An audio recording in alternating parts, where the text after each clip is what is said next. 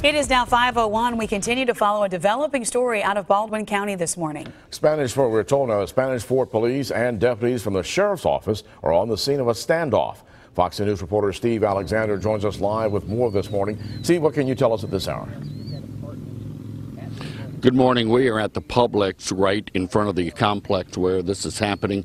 This is a developing situation. First of all, let me point you out. It's at an apartment, we understand, right behind those 3 palm trees here behind the Publix store. However, just within the last 2 minutes, we heard shouting, screaming, flashbangs, or concussion grenades. If I go silent for a second, that will mean that they might be shooting some more.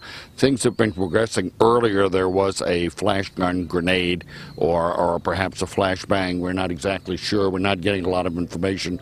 Police are not releasing a lot of details, obviously, because the person who is involved in this might be listening and they don't want to know the strategy that's going on. But just for one more thing, you can see the police do have this area blocked off. There is the apartment itself is blocked off, and there are actually a number of people in the parking lot themselves. Some of the residents of the apartment, about 8 or 10 people who have just been watching the scene unfold throughout the night. We're going to get back to this here and continue to roll and continue to stay on the situation because this is developing. There's the Spanish Fort police car right there coming out. We've seen some cars coming out. And so something may be happening very, very quickly here. Now let's put you up to date as to where we were a little bit earlier. We are told this all began around 9 o'clock last night. Witnesses we spoke to tell us one person was held up in an apartment at the Eastern Shore Apartments. That's located near the Eastern Shore Center. Deputies have the area blocked off, and we spoke to one resident who's lived in the apartment complex for a few years.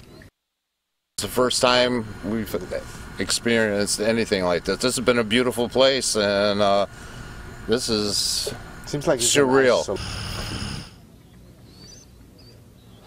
Now, so far, no injuries have been reported. Fox 10 News, of course, will be staying up on the story. We're getting a lot of information coming off from scanner apps.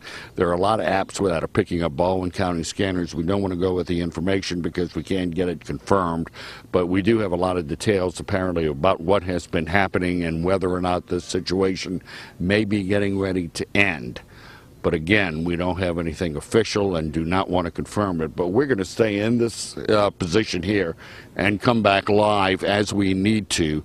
It is a developing story that's actually literally happening by the minute, and there may be something happening very quickly here. We did hear screams and shouts, as I just mentioned, a couple of flashbangs, a couple of grenades. We did not see, I don't know if there's another exit out, but we have not seen anybody come out here. We have seen the Spanish Fort police. We do see a car there, which looks like maybe a fire truck or maybe a private security guard.